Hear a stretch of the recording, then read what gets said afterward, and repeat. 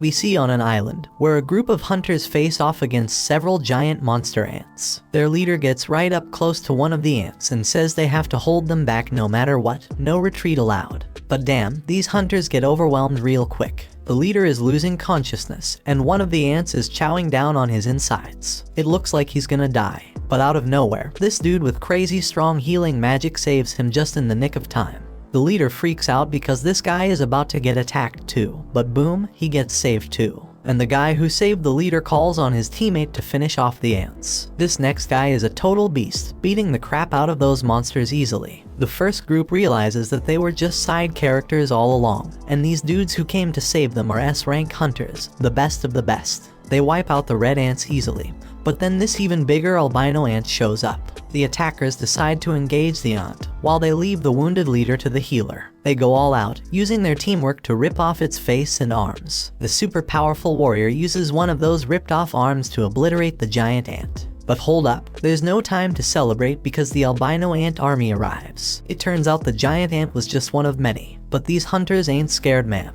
The mage guy powers up his lightning, and the brute dude goes into full-on Hulk mode, ripping his clothes apart with his massive muscles. You can see their crazy fight from the city, where this other guy named Choi is relieved they made it in time. Choi's got his hands full because the city's got a serious ant problem too. But he handles it like a boss and lights it up with some serious flames, leaving only the colorless ones. And he's got a team of exterminators to help him out. We then learn that over 10 years ago, portals that could connect to a different dimension suddenly appeared in the world. And guess what? All types of monsters come from the portal. Only folks with special powers, called hunters, can fight them off. The hunters are ranked based on their magical abilities, from S rank being the highest to E rank being the lowest. But here's the kicker, once their powers awaken, they can't get any stronger, no matter how hard they try. 3 years have gone by, and that construction site is now a dungeon raid spot. We see this dude grabbing some drink before he heads in, and one of his friends calls out to him. He's surprised to see him there since he heard that Park quit being a hunter. That was true, but then the economy smacked him in the face after his wife got pregnant a second time. So the dude needed to make a ton of cash real quick, and a dungeon raid seemed like the perfect way to do it. We see that our hero has arrived. His name is Jinwoo. He recently joined the group, but they've already nicknamed him the weakest hunter ever. He greets everyone as he walks in, so Park asks why everyone seems to know him, thinking maybe he's some super strong hunter, but it's the complete opposite. Jinwoo is known as the weakest hunter ever. He managed to get himself injured and ended up in the hospital in an E-rank dungeon. They might as well create a new rank just for him, like an F rank, because he's that weak. But here's the thing, his reputation as the weakest works in his favor. If they call him in for a dungeon raid, it means it's probably gonna be a piece of cake. Jinwoo heard every word they said about him, but he couldn't deny it because it was true. He's just that damn weak. This woman named Juhi calls him out, and it turns out Jinwoo knows her from a previous mission they did together. But forget the greetings, she's more concerned about his latest injuries, and asks him what the hell happened this time. They sit down, and Jinwoo explains the embarrassing fact that he got injured in the lowest ranking dungeon. And get this, the team didn't even have a healer with them, because they didn't think any hunter would be dumb enough to injure themselves there. But they didn't take into account Jinwoo Dumbass' existence. Juhi gets pissed on his behalf, but Jinwoo already knows it ain't their fault. It's his damn fault for being so weak in the first place. It's time to enter the dungeon, and they're all about to head in. So this dude named Song Cheol suggests he be the party leader for this expedition. No one objects, so he leads the way, and before Jinwoo goes in, he gets a friendly reminder to stick close to the group, so he doesn't get hurt again. Jinwoo's only weapon is a crappy little knife with barely any magic power because that's all he can afford with his measly earnings. But he swears he'll give it his all anyway. In another place, there's this president of the Hunters Association named Juhi. He just finished a meeting with the government. They warned him about something called dungeon break that they needed to avoid. However, these same people demanded that they get the goods obtained from the dungeon. The members of the association make their living by selling the stuff they find in the dungeon, so Juhi doesn't have a problem with that request. The crystals they get from defeating magical creatures are called magic gems, and they sell them for money. Now let's go back to Jinwoo. Somehow, he managed to get his hands on a magic gem. Of course, he's thrilled about finally getting one, but he quickly has to defend himself against a goblin. When Jinwoo attacks the goblin, Jinwoo's blade shatters to pieces. The goblin stabs our hero, and instead of fighting back, Jinwoo just stands there screaming. Luckily, the big guy from earlier rushes past the useless girl and saves Jinwoo. While she heals him, Jinwoo can only watch as the rest of the team does all the work. We then find out that magic gems obtained from high-ranking magical creatures can be used to make more powerful weapons to defeat even stronger creatures. Mana crystals from the dungeon can also be used as weapons, but they're not nearly as effective as the magic gems. The government wants to use these items as a new kind of energy source. It's safer, more efficient, and causes less pollution compared to other types of power. It's like the perfect green energy, and the government is desperately researching how to generate electricity from these gems and crystals. Since these items can only come from the dungeon, hunters become incredibly valuable. Meanwhile, back in the dungeon, the team celebrates their victory after defeating the dungeon boss. Jinwoo must be the weakest person ever because he took a beating and Jinwoo is still healing him. She wonders why he even became a hunter if he's always getting injured, and thinks he's gonna meet his end one day.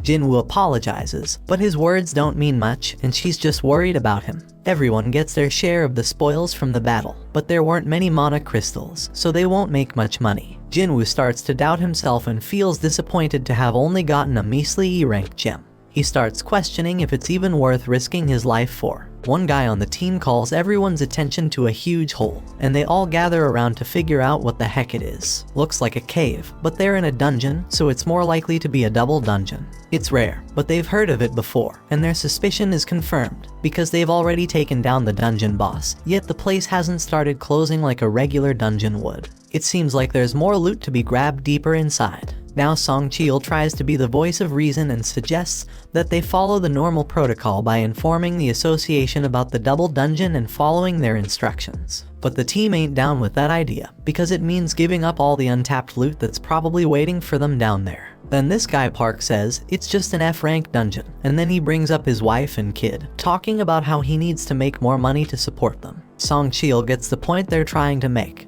but he wants to hear everyone's opinions before making a decision. Each team member chimes in with a mix of approval for venturing deeper and the realization that this is a clear death trap. In reality, 6 voices are answering to go to the cave, while 6 voices want to turn back. That means someone needs to break that tie, and the only one left who hasn't voted is Jinwoo. The decision is left up to him, and he knows damn well that a D-rank dungeon is insanely dangerous for him. But with his father missing, he's the only one in his family who can earn any money. He's already burdened with a ton of financial responsibilities. His mom's in the hospital, and his sister needs to go to college, so he can't stay broke forever. So he decides to go into the dungeon. Elsewhere, in the lab, where people are getting tested for their magical powers. In the waiting room, the others are ready to recruit any promising new hunters. This ranked hunter Choi has told his people that regardless of age or gender, they're getting recruited. Meanwhile, some thieves snatch a purse and get ready to run over a girl who's in their way. This girl fearlessly snatches the purse back from those guys without even blinking. It's like it's just a regular day for her. This girl is Cha-hee, the famous S-rank hunter. She's a celebrity, but she can't handle all the attention. Her fans go crazy over her, and she makes a super dramatic exit. Back in the dungeon, the party has been walking for 40 minutes now, and they haven't found anything valuable yet. And the portal to a dungeon closes after an hour, so they only have another 20 minutes before they're out of time completely. Jinwoo says sorry to Joo-hee for making her come along because of his vote, but she's more pissed about how he doesn't worry more about his own life. If he had been stabbed just a bit higher, he'd be dead. And on top of that, she had a hard time healing his hands and feet. She keeps scolding him, and he realizes that it's only because of the B-rank healer that he can survive. Jinwoo feels sorry, so she suggests that buying her a meal would be a good apology. Our boy is taken aback by her forwardness, but before they can continue their discussion, the team discovers the boss's room. It's unusual to find such massive doors, so something feels off. Kim refuses to leave empty-handed and is determined to enter, with the others joining him.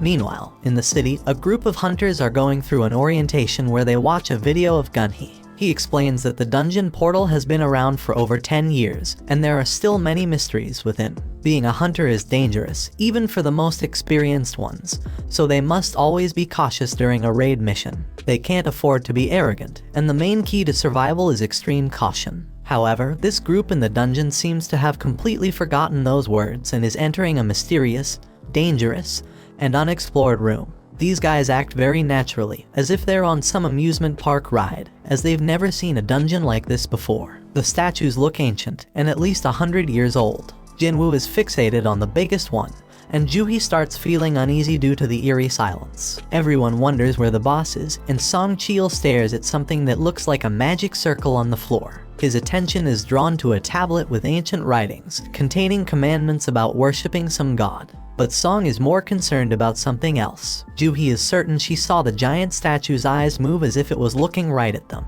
Jinwoo thinks she's just losing her mind, but everyone is shocked when the door suddenly slams shut. One dude on the team, who didn't even want to come in the first place, realizes something's off and tries to bail. But out of nowhere, one of the statues slices off half his body in an instant. Everyone loses their minds, because not only did someone just die, they got taken out so damn fast that nobody stands a chance against that power. Our boy turns his gaze back to the main statue, hoping that it doesn't move as well, but to his horror, it looks back at him. We take a peek into Jinwoo's past. The dude's been through some serious life or death situations. In his first mission, he got separated from his crew and attacked. Another time, he damn near starved to death while trapped in a maze. He's even been injured by some weak magic beast and ended up in the hospital for weeks. Even the lowest ranked, crappiest dungeons pose a real threat to this guy. Most hunters collect gems and sell them to buy better weapons, which they use to take down tougher beasts and earn bigger rewards. But not Jinwoo. He's stuck with a cheap little knife, and if that thing ever breaks during a fight, he's left fighting barehanded.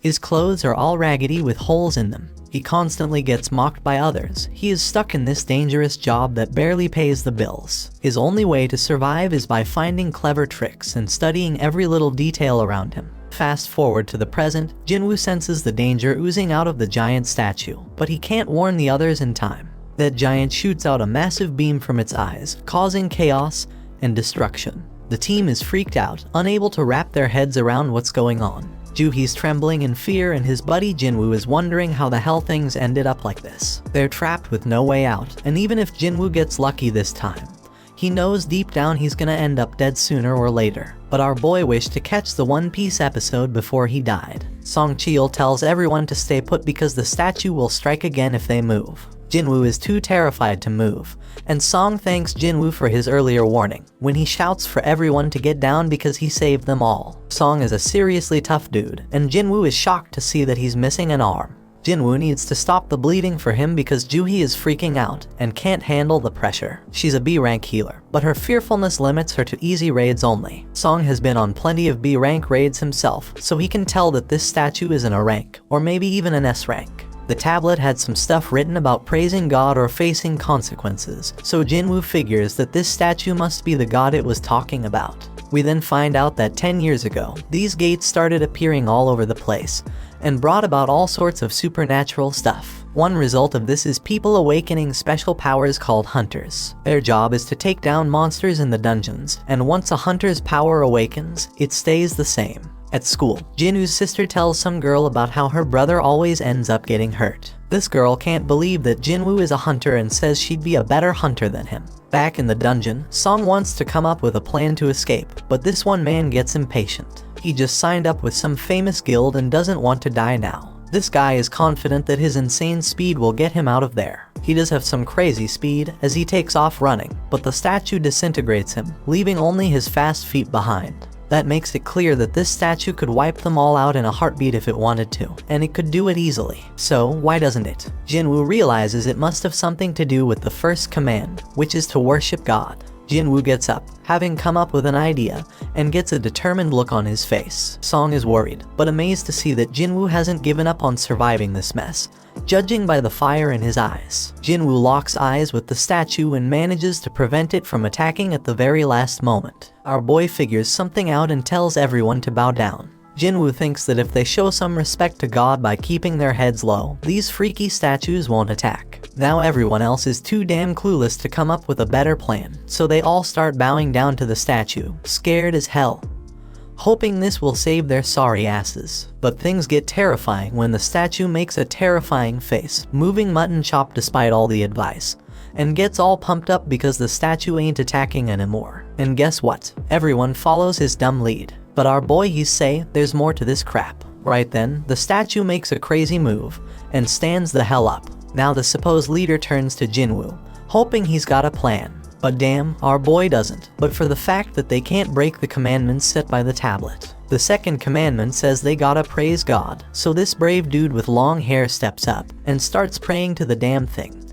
Everyone thinks it's working as the monster slows down, but Jinwoo knows better and reveals that the dude's words don't apply to this god. But boom, the statue stomps the poor guy, and everyone loses their minds. It's straight up chaos. Some random girl gets crushed, and everyone decides it's best to scatter. Park's thinking about his family, and how he can't leave them fatherless, but he makes the wrong move and gets sliced up by another statue. Meanwhile, Jinwoo's hauling ass with Juhi, racking his brain for a way to praise this messed up god. I mean, this monster's practically the devil, so how the hell do you come up with something to praise about it? But our hero knows he can't just ditch Juhi because everyone around them is dropping like flies. Jinwoo's freaking out, searching for any damn clue. He's checking out everything these statues are holding. Then he gets an idea and tells everyone to head to the statues that are holding instruments. So everyone follows his lead, and it becomes clear that these statues don't attack. Instead, they start playing their damn instruments. But when our boy gets to his statue, it's not playing any music, so he figures it doesn't work with two people. Jinwoo leaves Juhi behind, and that statue starts playing its tune. He hauls ass to find his statue, but damn, he nearly gets crushed. And then someone screams because Jinwoo's landed his sorry ass in front of the wrong goddamn statue.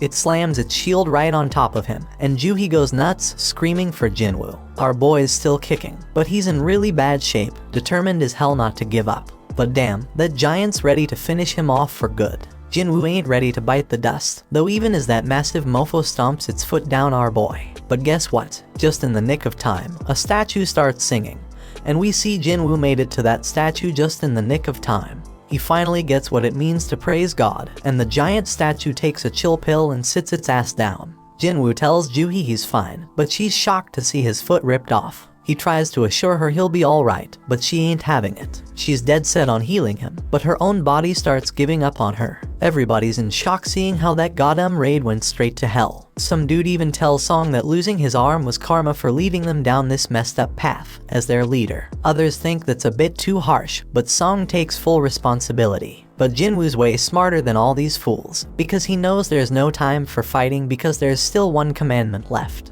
Right then and there, the giant raises an altar smack in the middle of the room. Jinwoo knows them well from the legends, where they're used for offering treasure and sacrifices to the gods. The third commandment was all about proving your faith in God. Kim figures the sacrifice gotta be someone's life, and he couldn't think of a better candidate than their leader. They've all seen their teammates die, and Song's the one to blame. So Song steps up to that altar, but Jinwoo points out it ain't all his fault, since they all voted to come down there. Then fire pops up as Song approaches the altar, and he asks Jinwoo if there's something else he gotta do. Our boy, being the smartest and bravest of them all, asks the others to help him get to the altar so he can check it out. Jinwoo ain't thinking nothing bad's gonna happen to them, so they get him there, and what do they find? And they find that more flames appear. Song keeps pressing Jinwoo for answers, but he ain't come up with any yet. Song explains the gate's been open for a whole damn week, so the statues are about to start moving again before anyone comes to rescue them. Jinwoo remembers how it takes a full 7 days for a gate to open wide open, and that's called the dungeon break. When that happens, their beasts can cross over to our side. The main goal of these raids is to defeat the dungeon boss and shut the gate down before that time's up. So if they can't beat this boss right now, that damn giant's gonna come barging into our world, and that shit's straight up terrifying. Back in their world, Jinna goes to see Jinwoo's mom, and they start chatting. But damn, their mom is in really bad shape. In the dungeon, Jinwoo tells the scaredy cats of the group to come over to the altar. He predicts that they need a flame for each person. Once they do it, more flames pop up, and the damn door opens wide. They're all freaking out, thinking it might be a trap. And to their surprise, the other statues start moving towards them. Everyone is panicking, but Jinwoo keeps his cool and starts analyzing the situation. This freaking genius is something else. He tells everyone to keep their eyes on the statues because they won't move if we're watching them. Everyone follows his orders, and shockingly it works. Everyone's doing their best to keep their eyes on those terrifying statues, but then this one chick gives in to fear and tries to haul ass toward the door. As soon as she crosses the circle, her flame goes out, but she manages to make it out the damn door. Song Cheol can't figure out what the hell is happening. The door closed a bit, but the girl made it out alright. He thought we were supposed to stay in the circle, so naturally, he turned to Jinwoo for answers. Jinwoo's just as confused, but he starts analyzing everything again. Those blue flames have been burning out over time. One of the fire ones went out when that girl escaped. The first order was to revere, the second was to praise, and the third was to prove our faith. Jinwoo is damn sure that the door must be a trap. This situation is dangerous as hell, and it's messing with our heads, giving us false hope. It makes him wonder if this is some test of our faith in this god. Jinwoo gets thrown to the ground as the next dumbass decides to make a run for it, and the same shit happens. His flame goes out, the door closes a bit more, and he seems to escape. Kim starts thinking about leaving too, but Jinwoo warns everyone not to move. If anyone else leaves, we won't have enough eyes on the statues to keep them from moving. He reminds everyone that as long as we keep our eyes on those statues and stay put, we'll be safe. Jinwoo shows off his deduction skills once again, saying that the blue flames are like a damn timer, and when they're all gone, we can leave. Kim points out that there's also a chance we'll get trapped when the timer runs out. He admits he didn't expect Jinwoo, the weakest member, to achieve this amount of success. They're only alive thanks to him, but Kim's got a family waiting for him, and he doesn't want to die. He just wants to make it home, and can't risk Jinwoo being wrong. Kim says sorry and bolts out the door. Our boy won't have enough eyes to keep tabs on all these damn statues. Those statues start moving again. Jinwoo ain't about to bite the dust here though. Things are worse than ever, but he reminds himself that he's pulled through tough situations before. But damn, things are worse than ever now. But Song Cheol shockingly tells Jinwoo and Juhee to leave. He predicts that as long as one person stays by the altar, the door will stay open. And since Jinwoo and Juhee have some long lives ahead of them, he insists they should be the ones to make a run for it. Song Cheol wants Juhee to look after Jinwoo, but the poor girl's legs give. Things couldn't possibly get any worse, and Song realizes that Juhee must have pushed herself too hard to heal Jinwoo. Things have gone to the dogs, so Jinwoo tells everyone to leave him behind. Juhee needs someone to carry her ass out of there, and Song's the only one with 2 working feet. Juhee thinks she should be the one left behind, but Jinwoo reminds her about that lunch date they had planned.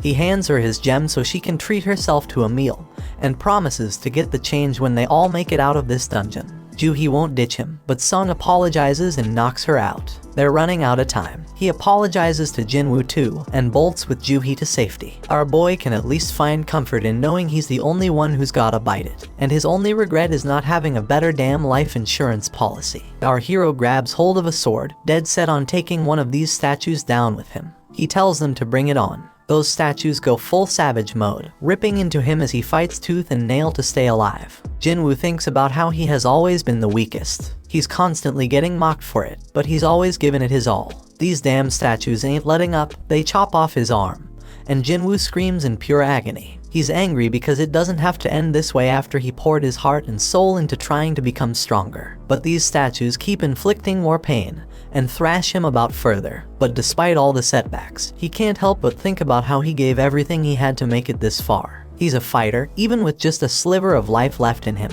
He's got this burning desire to let out a scream of pure anger, but he can't even do that as he is stabbed through the chest. Jinwoo's on the brink of death, but you can feel the rage coursing through his veins. He starts reflecting on how the first few people who ran away were just weaklings. They claimed they couldn't handle it anymore, but deep down, they were just selfish. Those fools were only looking out for themselves, and it's always the most selfish jerks who end up benefiting the most. That thought fuels Jinwoo's rage even further. He's got a family too. All he wants is to make it back home alive, just like those lucky ones before him. The pain is unbearable, and he starts wondering if it's a good thing that he's the only one who has to die. In his battered state, Jinwoo's mind starts wandering, and he realizes what a hypocrite he's been. He's struggling to catch his breath, desperately clinging to life. He doesn't want to die, but the final attack comes crashing down on him, and our boy wishes he could have one more shot. And just when it seems like it's all over, the final blue flame goes out, and this mysterious notification pops up out of nowhere. It turns out he's completed some secret quest called Courage of the Weak. It's offering him the opportunity to become a player. The catch is if he doesn't accept, the player's heart will stop in a fraction of a second, so no choice, and he hits that yes damn button.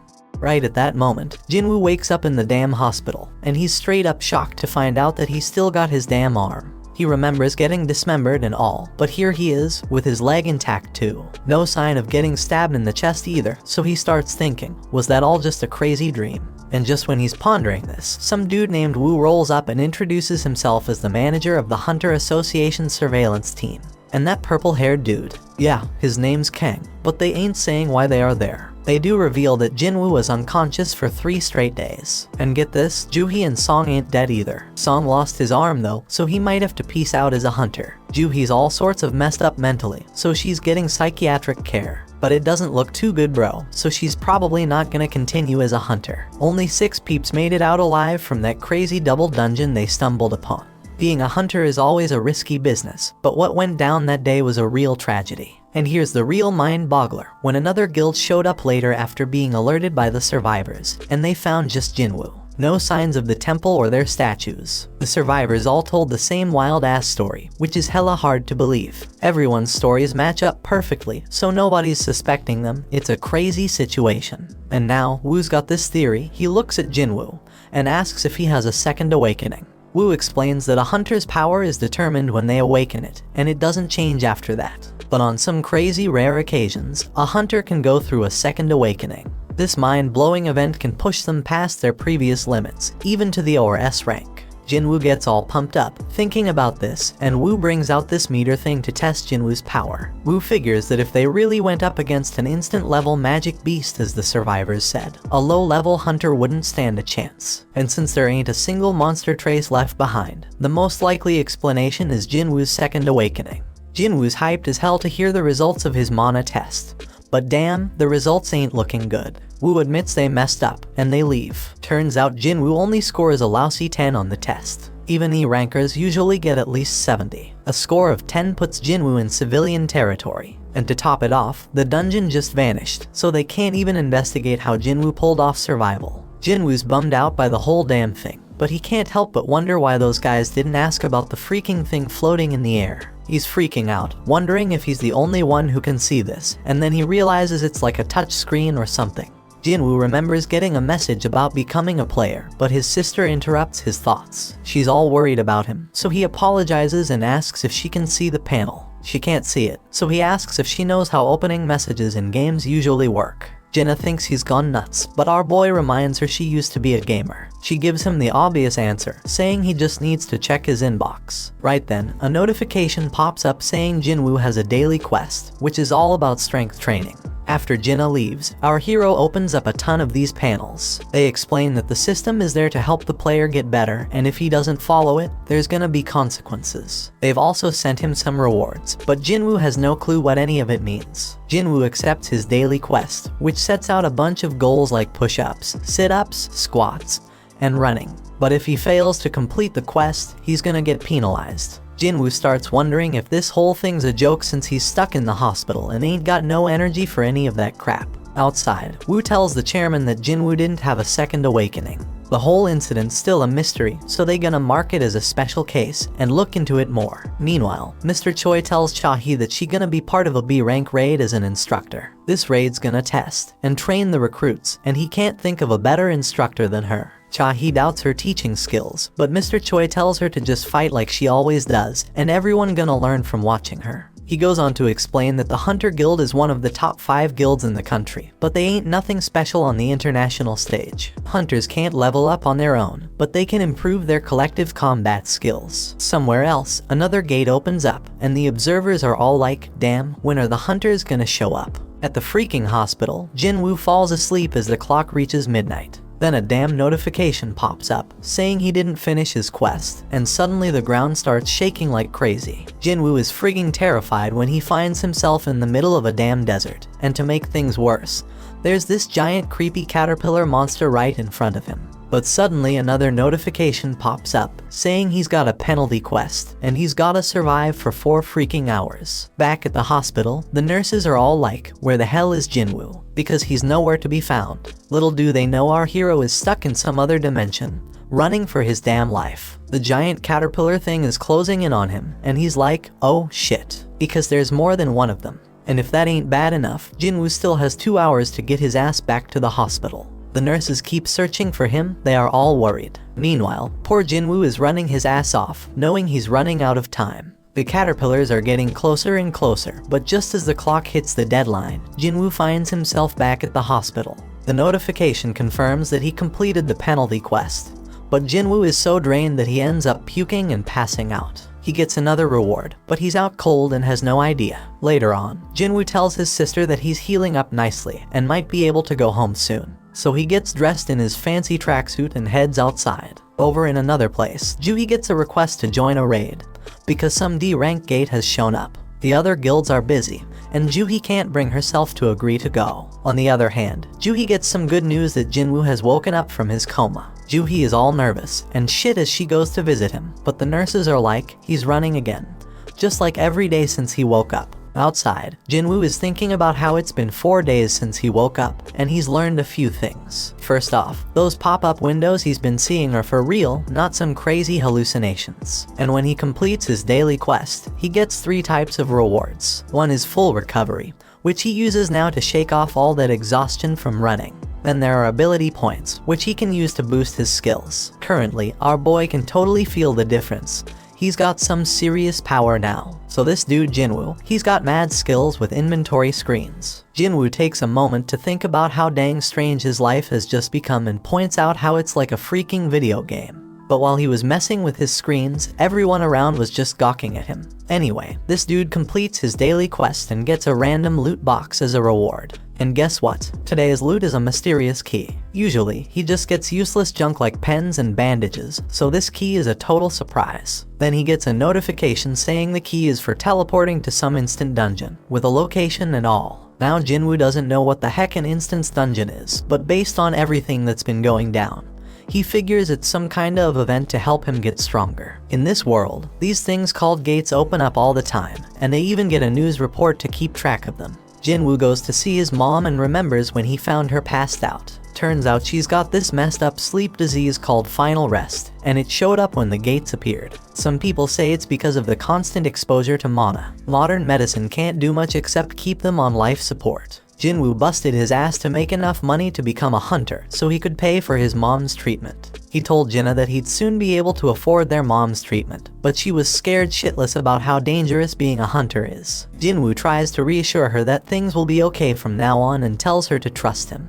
But damn, it's clear that he's useless in a fight, and he ain't getting nothing from the rewards because of it. But things are different now. Jinwoo's putting in work to train his body, pumping all his ability points into strength. He even shows off an apple that he's crushing to show his progress. This dude's dead set on getting stronger and ain't taking no shit. So he heads to the location from the key notification, fully prepared for whatever's coming.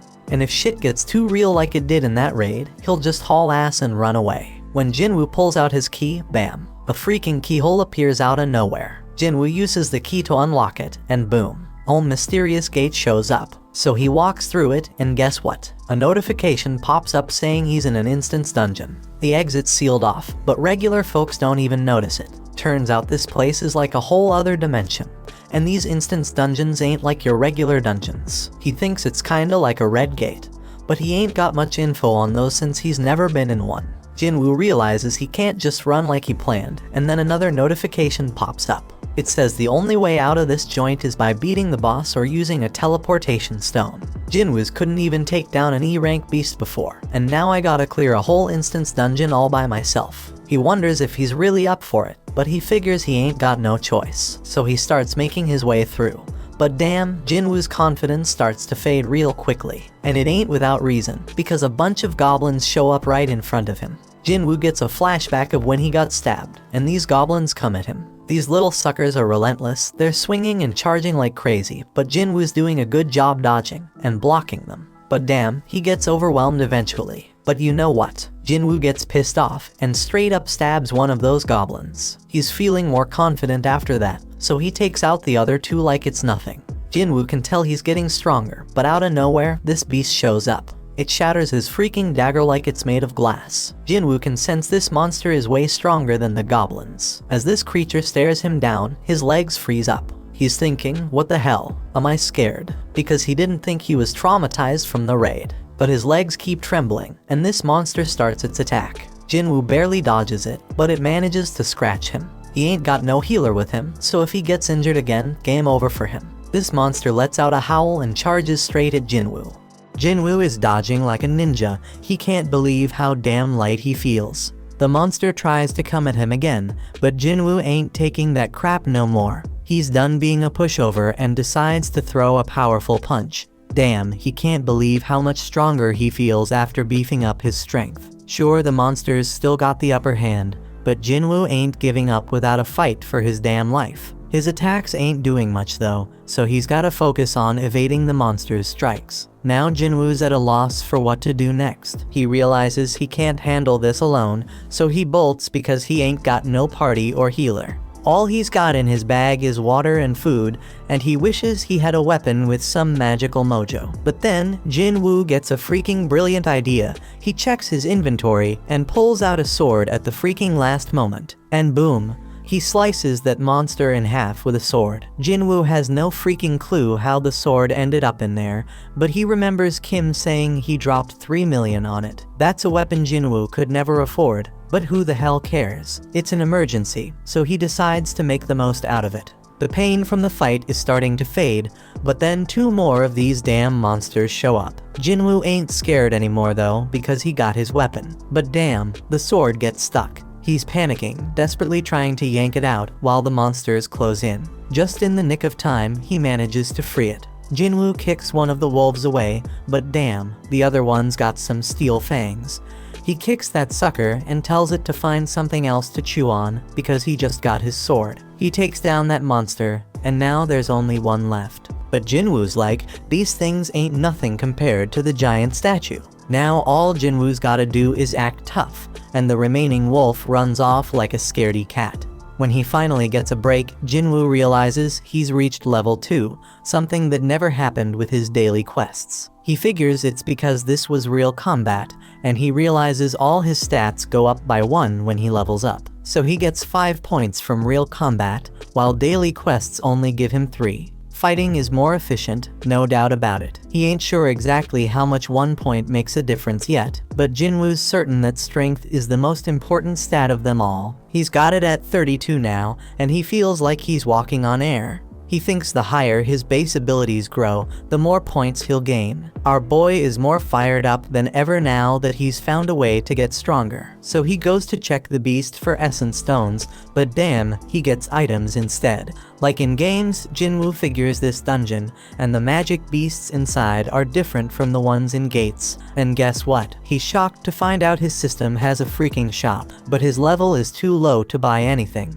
At least he can sell stuff though. The dude manages to get 20 gold from a tooth. Jinwoo ain't sure how much that's worth, but he remembers he's in an E-rank dungeon, so it probably ain't much. Now Jinwoo's thinking about what he's gotta do next. He can't bounce until he beats the boss, and he ain't got a clue where to find a teleportation stone. To make things worse, if he stays too long, he'll run out of food. He knows damn well he can't take down a boss right now, even if it's just E-rank, so he's wondering if he should level up first. Right then, Jinwoo's mind gets blown when a whole pack of wolves shows up. Jinwoo tells himself not to be scared because he already knows what dying feels like. This time, he charges straight at them wolves and starts slicing them up like a meat. Jinwoo promises he ain't going down easy, but he knows them wolves ain't gonna give up either. This dude's getting a little crazy because he wants the fight to last and be intense. He just wants to get stronger, so he's gonna follow all them ridiculous rules from the system. Jinwoo chops through all the monsters and notifications pop up everywhere like crazy. When he's done, he gets a final notification saying he's now the wolf assassin. Outside, some folks walk by a portal, and they wish the damn city would do something about it already. Inside the dungeon, Jinwoo's dead tired, and he realizes his sword's about to give out. Just then, he gets a notification explaining the perks of being a wolf assassin. Jinwoo gets a 40% boost to all his abilities when fighting animal-type monsters. And guess what? When he checks his inventory, he finds a whole bunch of fangs and a cloak. But here's the real kicker. He also finds a teleportation stone. Jinwoo thinks about using it to bail, but he hesitates because he might never get this easy of a chance to get stronger again. He's got no clue what's gonna happen to this dungeon when he leaves. It might just vanish into thin air. It could be like some limited time event in a game and vanishing without a trace. Faced with this tough decision, Jinwoo decides to keep moving forward. Meanwhile, Juhee gets a call from the Hunter Association saying there's been a dungeon break at a gate nearby. They're running low on healers, so they need her help. Juhee feels guilty because she turned them down before, but now she's like, damn, Jinwoo worked his ass off, I gotta step up. While Jinwoo's still fighting in the dungeon, he realizes the higher his level gets, the easier it is to kick monster ass. Plus, the text describing them starts changing colors. White means they're weak as hell, orange means they're on par with him, and red means they're seriously strong. Those wolves that were red before, now they're white. That means Jinwoo has seriously leveled up like he's become a beast. Jinwoo knows there's this one monster lurking downstairs that he can't mess with at his current level. His perception skills are on point now, and he can feel something straight up terrifying down there. This monster is so damn powerful, it's giving him mad goosebumps. Jinwoo's sword is almost done, and he ain't see any more room for leveling up in this area. But his whole goal is to get stronger, so Jinwoo decides to just go down the damn stairs. When he reaches the bottom, bam, something attacks him with lightning speed, and he barely has time to react. Jinwoo's sword snaps in half, and this massive serpent pops up in front of him. Damn, Jinwoo's mind is blown, because even with all his leveling up, this beast's name is still orange to him, which means it's insanely tough. It's crystal clear that this snake is the boss, and there's no way his sword can pierce its thick scales. He knows for sure that fighting without a weapon would be a death sentence, so when the snake strikes, Jinwoo goes all out with his sword. This colossal snake knows how to pack a punch, so Jinwoo needs to figure out a way to get around its defenses. But damn, this thing's armor is hella tough, so all Jinwoo can do is run for his life. The snake whips its tail like a straight-up badass, and Jinwoo knows he's screwed if he gets hit. He does his best to block it, but he takes some serious damage. This creature doesn't quit. Jinwoo gets tossed around like a rag doll, and he even has a train launched at him. Our boy thought he had gotten stronger, but it wasn't enough. The train barely misses crushing him, and Jinwoo starts questioning himself. How much stronger does he gotta get before he stops being the laughingstock? He remembers when people called him the weakest hunter ever, and it hits him hard. Song was the one who spilled the beans, and he pumped up Jinwoo to prove them all wrong. As this snake straight up overwhelms him with its crazy power, tossing him into a whole new area, Jinwoo has an epiphany. He got stuck with that nickname because he was weak, the same reason he got mocked. Jinwoo takes a second look and realizes that those with mad strength always have the upper hand in any situation. But the powerless ones ain't got nothing to do around the strong except shake in fear and stand around like losers. The weaklings always get looked down upon. You might be smart, creative, and caring, but when you face some serious strength, none of that's gonna save your sorry ass. Jinwoo figures out that being kind won't get him anywhere, so he's gotta toughen up. With this newfound determination, Jinwoo straight up jumps on that snake. The ferocious monster throws him off, but Jinwoo swears to himself that he'll get stronger, and suddenly his body starts glowing. Jinwoo dodges the snake again like a boss and strikes it with his sword, but he's even more determined now. He compares what he's feeling right now to the terror he felt during that raid, and declares that this is gonna be way easier than that day. Jinwoo pulls off this sick move, using his sword to ride the snake again, but then he tosses it aside all shaky, and grabs that beast with his bare hands. Jinwoo admits that he's been laser focused on boosting his strength ever since he got that leveling system. So he decides to rely on that now and starts crushing the snake's tough scales. The snake's trying to shake him off, but it's too damn late because Jinwoo knows he can kill that sucker. Jinwoo straight up demands the snake to die, using his crazy physical strength to defeat it. Then boom, he gets a notification saying he leveled up multiple times, and our hero bursts out laughing. He's like, damn, I really got stronger. We see the aftermath of this epic battle. Another notification explains that he just kicked the Swamp King's ass. He gets this badass dagger made from the serpent's fangs that's twice as powerful as Kim's sword. It even has paralysis and drain effects, oh, and he also gets this toxic potion that'll make his skin tough as nails, but mess up his muscles permanently. Now the dungeon turns into a train station, and Jinwoo realizes he beat the whole damn thing by himself. He's walking around with his broken sword, but there's nobody in sight. Some soldier tells Jinwoo to find shelter, but he quickly figures out that Jinwoo is a hunter. The soldier's like, my bad, let's go kick some ass together. There are monsters all over the place, so Jinwoo figures it must have been a dungeon break, and some magic beast came out of a portal. The soldier says they handled most of the situation, but there's still one huge badass monster left. Jinwoo's perception ability has gone through the roof, and he can sense where the boss is. We see this massive golem wrecking shit, and the people are scared as hell it's gonna get worse. The hunters are struggling to fight it, and the leader tells the healers to focus on keeping their tank alive. The healers are all like, "We're doing our damn job," and the tank wonders what the damage dealers are even doing. The damage dealers are giving it their all, but the golem's defense is insane. And to make matters worse, they don't have enough hunters who can use magic. Jinwoo expertly analyzes the situation and realizes that this group of hunters was put together in a hurry. No wonder they ain't working together. He uses his perception again and sees their ranks. 2 A ranks and 2 D ranks. One of those D ranks is a tank, which explains why they can't take down the golem. This battle's been going on for a hot minute, and then he checks out the healers and is shocked to see that Juhee is one of them. Juhee gets told by one of the hunters to pitch in and help. She reminds her that she's supposed to be a B rank healer, but then she snaps out of her fear and casts a spell. And the hunter's like, "Stay focused, girl." But poor Juhee can't shake off those creepy memories of the giant statue, so she loses her concentration again. Jinwoo notices she's still freaked out,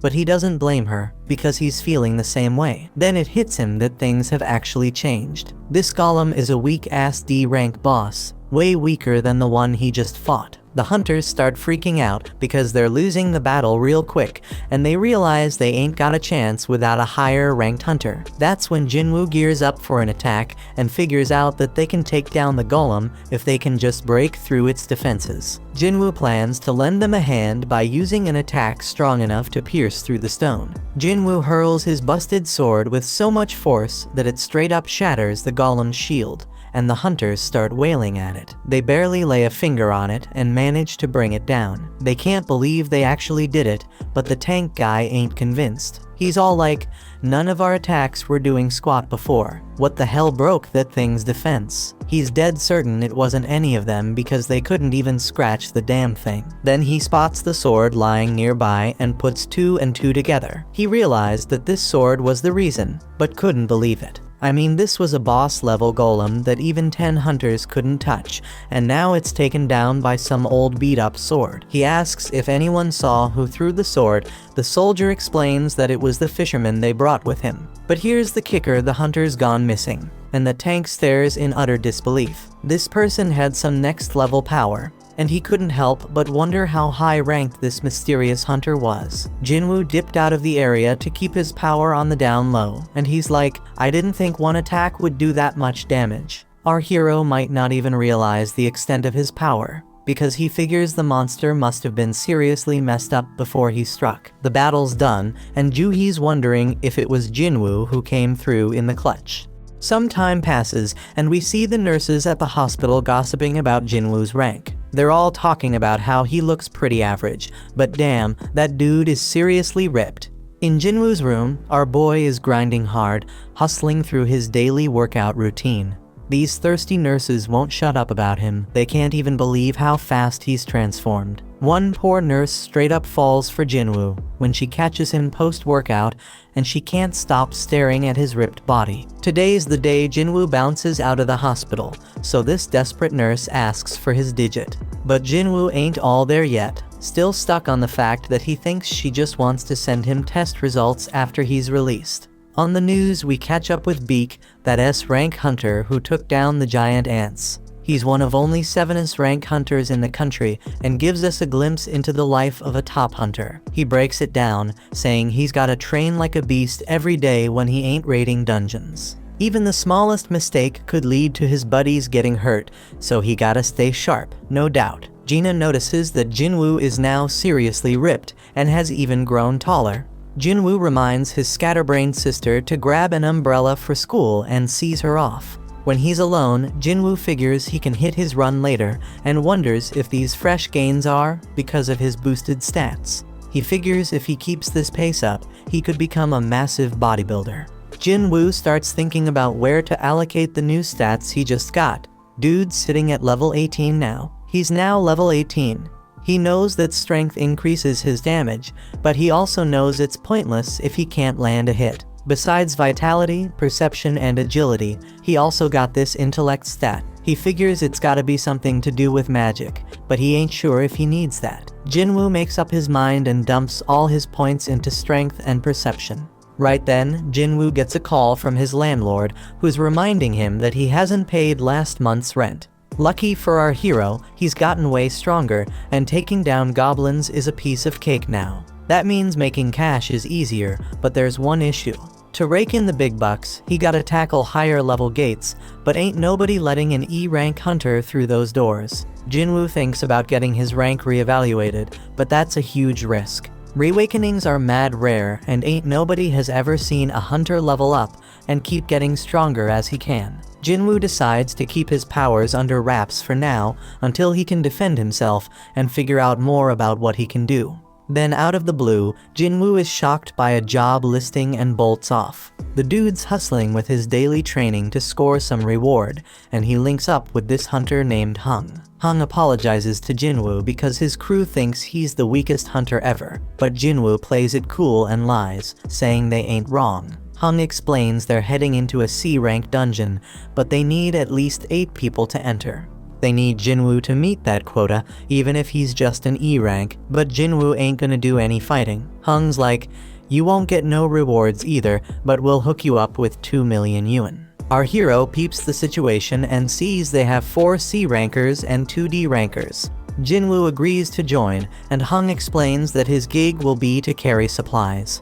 They must not have a healer because they gotta haul med stuff. Hung adds that it's tough for independent parties to snag healers. Jinwoo's a bit worried because this party's full of tanks and damage dealers, but he's like, screw it, I'll sign the contract anyways. A 20-year-old D-rank hunter named Leo was introduced, and Jinwoo figures he must come from a loaded family given his fancy gear. Leo wonders if Jinwoo can handle lugging around all the heavy supplies, but Jinwoo assures him he'll be fine. Leo has no clue that Jinwoo's a beast, and he's tripping if Jinwoo can handle carrying all that heavy crap.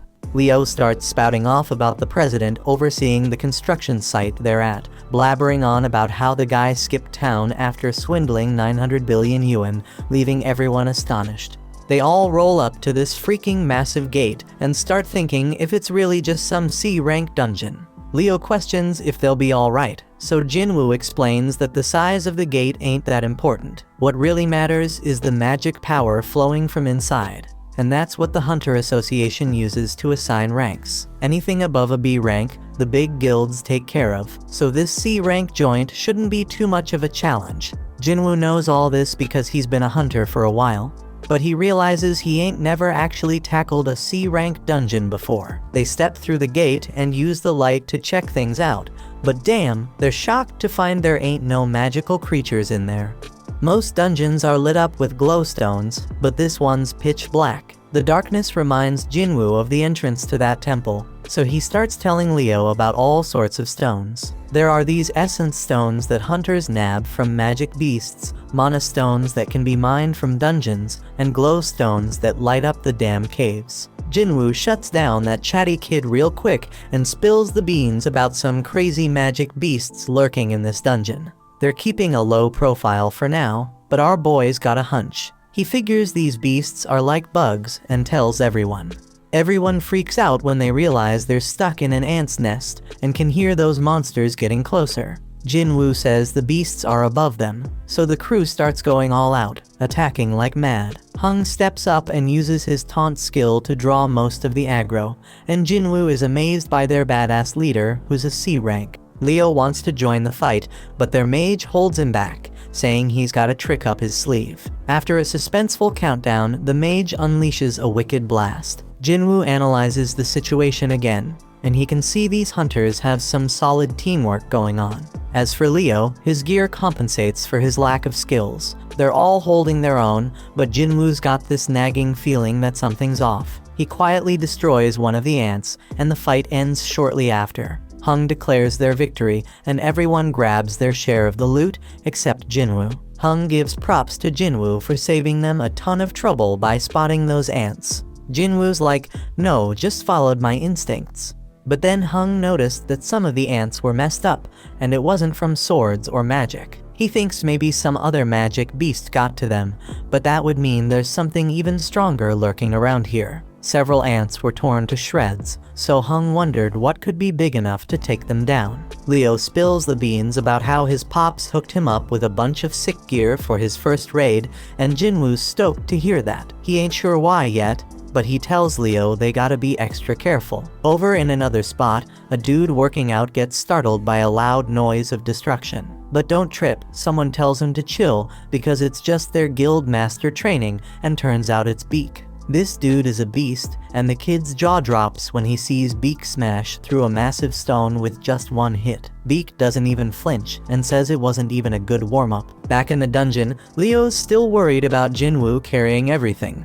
But Jinwoo's like, no man, getting paid to not fight? That's a sweet deal. But deep down, our boy's thinking might be too good to be true. He does some more thinking and realizes this crew is battle-tested, but ain't got no healer. Plus, they needed more members to meet the party quota. The group gets worried because they've covered a ton of ground in the dungeon, but haven't come across a single healthy critter. The dungeon boss gotta be alive though, because the gate would have closed if it wasn't. They stumble upon a bunch of webs and figure out that the boss's lair must be through that tunnel. They go through the tunnel and damn, they find a crazy load of mana crystals. Now these crystals ain't as valuable as essence stones, but we're talking at least 1 billion worth of crystals. One of the hunters even says that Hung's brother would be hella jealous of this find, but they shut him down real quick. Hung's got some hidden motive, they think, because his brother can't always be right.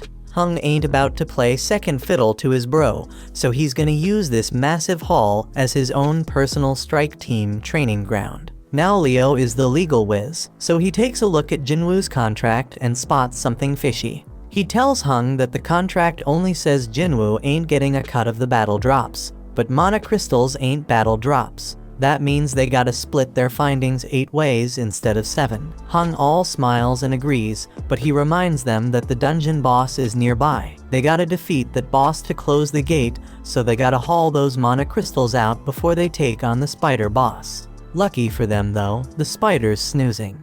But Hung flips out on one of the hunters because they forgot to bring the transport gear. Hung tells Leo and Jinwoo to chillax while they go fetch the gear, and he assures them that the spider won't wake up unless something pisses it off. Hung points out that they're both newbies to C-rank dungeons and tells them to just trust his decision. He's got some business to discuss with his team, so they're gonna take a break too. As they leave, Jinwoo starts analyzing the situation again. He finds it weird that they ain't got any experienced folks to call in and help them meet their quota. From a good distance, we peep at how wicked Hung is. He straight up orders one of his crew to seal off the boss's chamber. The dude follows through, and Leo realizes they got backstabbed. This is exactly what Jinwoo was worried about. He remembers how Song warned him that there are some real crooks in their line of work. Raiding dungeons is no joke. Accidents happen all the time. And in that chaos, crimes can go unnoticed. Ain't no security cameras in these dungeons, so as long as there ain't no survivors, there won't be no evidence. Leo is pissed that these dudes are really willing to throw them under the bus for some mana crystals. He's starting to regret even bringing up the damn contract. But Jinwoo ain't falling for it. They were ready to off them at any moment if they stepped out of line. Now their main concern is the boss that just woke up, and Leo tells Jinwoo to fall back. Jinwoo spots an exit, but he quickly realizes that Hung already knows about it. The spider's wide awake now, and Jinwoo realizes this C-rank beast is on a whole another level. But hold up, our boy ain't about to back down. He takes charge, telling Leo to stay out of the way because he's gonna throw down with this thing. Jinwoo summons his weapon and declares he's gonna beat its ass. When Hung's crew bails out of that dungeon, the mage is all like, why didn't they just take out those 2 newbies themselves? But Hung explains they couldn't risk waking up the spider, because they needed snoozing to grab those sweet mana crystals. He ain't worried though, because some dude with 0 experience, and the weakest hunter ever ain't got no chance against that spider. The plan is to wait for the spider to chow down on them and pass out again. They can't go in guns blazing, because it would wake the spider up, but Hung knows about this little path above the cave. Worst case scenario, the spider doesn't pass out after munching on the newbies. If their crew can't nab them mana crystals, their group will at least swipe Leo's gear, which is worth a fortune. Hung and the mage both agree they can't take on the spider themselves, and Hung makes it clear the spider shouldn't be slept on. That boss is straight up deadly, and it's just a matter of time before those newbies get smoked. Inside the dungeon, Leo tries to talk Jinwoo out of fighting the boss, because only a B-rank hunter could take down a C-rank dungeon boss solo. Even an elite level C rank wouldn't stand a chance, so Leo thinks they should bounce and find a way out. Jinwoo recognizes that Leo's right. Even though he's had a second awakening and leveled up, he still sees himself as weak. The Golem and Venom bosses